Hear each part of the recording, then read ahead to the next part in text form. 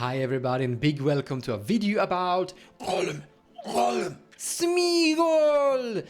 Okay, so this is a cEDh focused channel where we talk about cards and the cEDh format and like very competitive power level.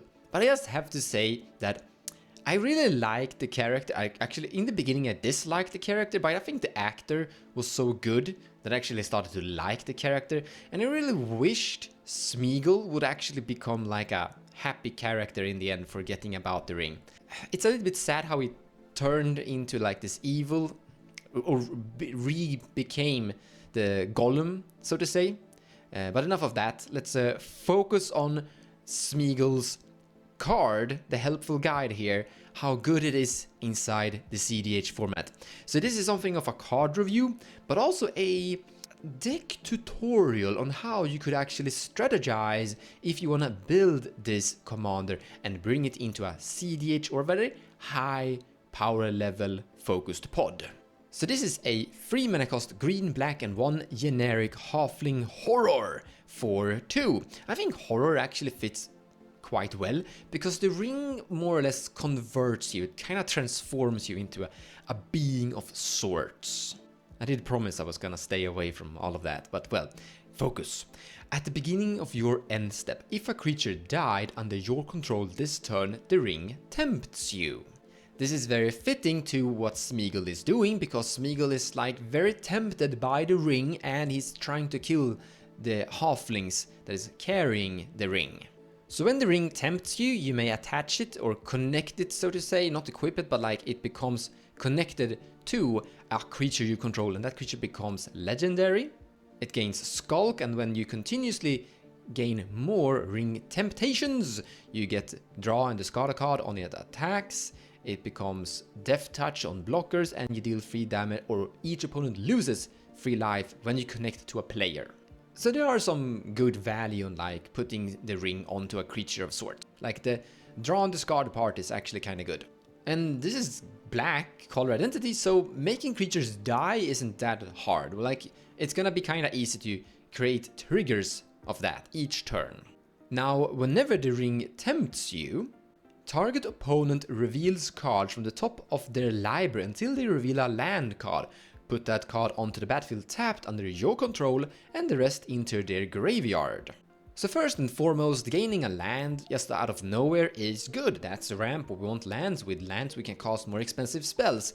But it's not something you want to do inside the cEDh format, because people are utilizing graveyards heavily. Not just Underworld Breach, that's just an example. We have more things too, like they are very orientated graveyard focused decks that would love to be milled heavily. And even if you mill someone's win con, someone's Underworld Breach, that is, they usually still play cards like Sevin's Reclamation, and then yeah, they can just win because you milled them and that was bad. Backfired totally. So now it looks really grim and dark for our little Smeagol. However, if we actually have a Daffy Voidwalker in play, now that looks a lot better. We could actually steal someone's Underworld Breach here. So you target someone, you mill a whole bunch of cards, all of those cards goes into Daffy's Zone Exile for your collection. And then you basically cast a cool spell that you've milled, and boom, you have a cool gimmicky way to win the game.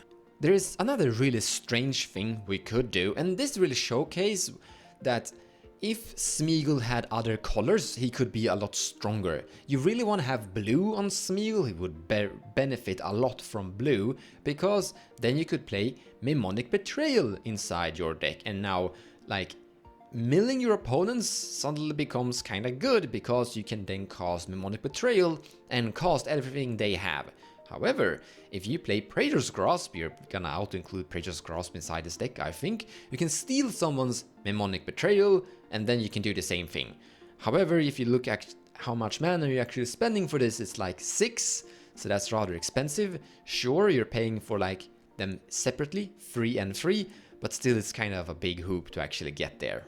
But we can play a very interactive game by having cards in play, stax effects of sorts, that is preventing cards from going to the graveyard, or well, in this Relic of Progenitor's case, we're not preventing any cards from actually going to the graveyard, we're just making sure that the graveyard stays very empty. And now suddenly you can play a very interesting interactive deck where you're like trying to shred your opponent's decks into pieces. Like you have a commander that is consistently going to mill one opponent each end step. All you really need to have is one of these cards that is making sure that every card that hits the graveyard goes away forever.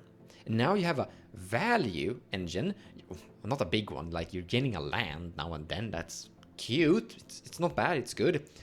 It's not the best value engine, you get my point I think, but you still are able to like destroy people's combo cards, so to say. And a really big thing in cEDH these days is that we're playing really low amount of lands. Like I've seen decks going down to 24, 28, 29, 26 and 27 is usually the count people are on, and that means that if you have a Planner Void in play and you get a Smeagol trigger, you're going to exile a lot of cards here. Another card I would love to highlight here too is Nezumi Grave Robber. This is a much more expensive version to Scavenging Ooze. Now Scavenging Ooze is also gonna be inside this deck of course, but Nezumi Grave Robber is a different option. But if we actually flip the card, he has a very interesting backside. Did I say backside? I'm just so used to saying transform cards. In any case, if you flip it, it has a very interesting upside down card. It becomes a 4/2 with a 5 mana cost ability. Put target creature card from a graveyard onto the battlefield under your control. So if you use your Smeagol to mill your opponents, you can use your Knight's Eye to bring creatures from your opponent's graveyards directly into play. Fun! Depending on the pod, and like Smeagol is generating a lot of mana, and now you have something to sink your mana into, and yeah, like a flipped Nezumi Grave Robber could be a win con for you. It's like interaction that transforms into a win con, kinda. It's like Kenrith, but you can take your opponent's things. But Daffy Voidwalker is gonna be the #1 most important creature to have in play for this game's deck's strategy. But we're playing green, like there are lots and lots of tutors to actually get that thing into play. Quite consistently and easy. So I think this deck, the deck that I'm kinda envisioning here, could be quite capable of performing the I'm gonna exile your deck from the game into Daffy Voidwalker and utilize that into some form of cool value or some other cool trick from that. I guess we should also mention Necrotic Ooze. This is a creature that has all activated abilities of all creatures in all graveyards. Now, the current cEDH format's metagame isn't really focused around this, like it's not really gonna do anything, usually. But it kind of depends on the pod and it kind of depends on the metagame. It's a creature to actually consider when you're building this deck. It's definitely not an auto-include, but it's a creature that could turn into something very explosive and very crazy. For example, if someone would actually play Razaketh, and you would mill that big demon, that is very bad, because your opponents would suddenly have their Razaketh in their graveyard where they want it to be, and then they could reanimate that creature, but before that, you get to have it as an activated ability on your Necrotic Ooze. Now what about making creatures actually die and create Smeagol triggers? So an absolute auto-include for this deck is gonna be Bloodghast. Black for a 2/1 and landfall. Whenever land enters the battlefield under your control, you may return Bloodghast from your graveyard into play. So if you have Skull Clamp, because this is a 2/1, it's gonna trigger and go to the graveyard, then in the end step, your commander is gonna trigger and get a land into play, and it's gonna come back to from graveyard into play. And then you can loop this. You're not looping it infinitely, like you're doing it each turn cycle of sorts. So it's like not that fast, but there's definitely something there. It's definitely flowing on its own curve. It's perfect for this deck.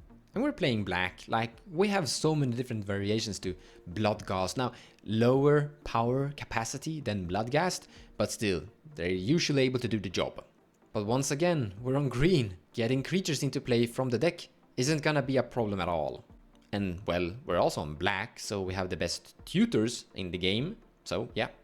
Because of all of this, I think this commander is gonna be very consistent. It's gonna be able to do what it wanna do. And if you are able to sit with a Bloodghast, looping that Bloodghast over and over, and you have actually in this case, Planner Void actually hurts you. So Just bear in mind regarding that. But Leyline of the Void, that will work, because that is only affecting your opponents. So bear that in mind. But if you can sit and get this to roll and do its thing, you can kill people. It's a very interesting way of interacting against cEDH decks, because you're both creating a very slow, efficient win con, because if people's decks disappear, they die, but if their combos disappear, they can't win. So that's interaction and win con all together in one. So as a finalized review, like a final word of thought, it could work.